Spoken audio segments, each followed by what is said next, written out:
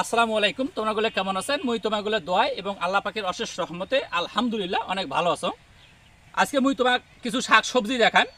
এই শাক সবজিটা আসলে এই জমিটা মুই আদি নিছক মানে কি বন্ধক বন্ধক নিয়ে, যেহেতু বর্তমানে বাংলাদেশের সব কিছুই ফরমালিন যুক্ত, ফরমালিন মুক্ত কোনো খাবার নাই। মুই চেষ্টা করছি ফরমালিন মুক্ত খাবার খাইতে। এই যে দেখেন, এই যে শাক কাছে নিয়ে এসো। আসলে এই শাকটাকে বলা হয় পুঁই শাক। তোমাগুলোর ভাষায় এই শাকটা কি বলে সেটা এখানে কমেন্ট করে জানাবেন। দেখো, এই যে দেখা যায় যে এই যে পাতা কিন্তু খাইছে, এটা হচ্ছে পোকা খাইছে।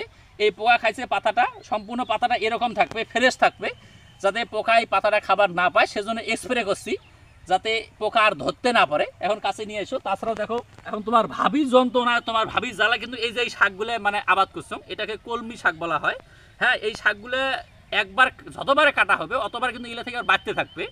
এই যে দেখো, এত সুন্দর শাক, এখানে কোনো কিন্তু মানে ফরমালিন নাই, একেবারে ফরমালিন মুক্ত। যে কোনো মানুষ যদি এই শাকগুলো দেখে তাহলে কিন্তু খাইতে ইচ্ছে করবে। তোমাগুলো যদি কারো এই মুহূর্তে খাওয়ার ইচ্ছে হয় ওখানে কমেন্ট করে জানাইবেন, মুই তোমাগুলো বাড়িতে পৌঁছে দেন।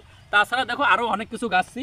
আসো, একে পাটা শাক বলে অথবা মেরা শাক বলে, কিন্তু মেরা শাক এবং পাটা শাক চেনার পার্থক্য আছে। এই যে শাকটা ভালো করে দেখাও, এই শাকটা কিন্তু লাল।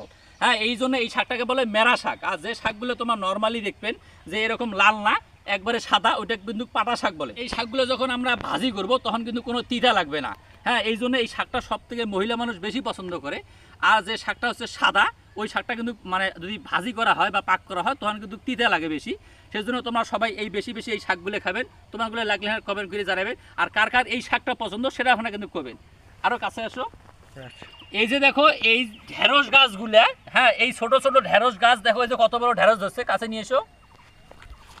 দেখো, এই গাছে কিন্তু নড়বেড়ে পায় না। হ্যাঁ, ওই যে কয় না যে খাটো মানুষের নাটক বেশি, গাছকোনা কিন্তু ছোট, কিন্তু ঢেঁড়স ধরছে। দেখো, এই যে খায়া দেখাই, এই ঢেঁড়সটা কিন্তু একবারে ফ্রেশ।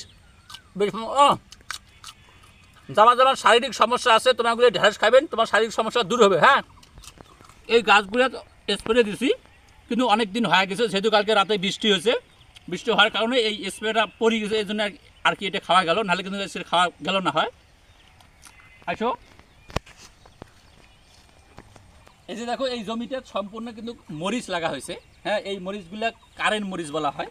হ্যাঁ, তোমরাগুলো হয়তো ভাববেন যে এই যে পলিথিনটা দেখাও, এই যে এই পলিথিনটা মরিচের গাছের মধ্যে দেওয়া হয়েছে কে? আসলে যখন এই মরিচ গাছটা গাড়া হয়েছে, হ্যাঁ, এই মরিচ গাছের যে মাটিগুলো আছে, নিচে যে মাটিগুলো যাতে ধুয়ে না যায়, শক্তভাবে ধরে রাখতে পারে, অথবা ঘাস না জন্মায়। ঘাস জন্মালে তো এই মরিচ গাছগুলো মরিচ ভালোভাবে ধরবে না।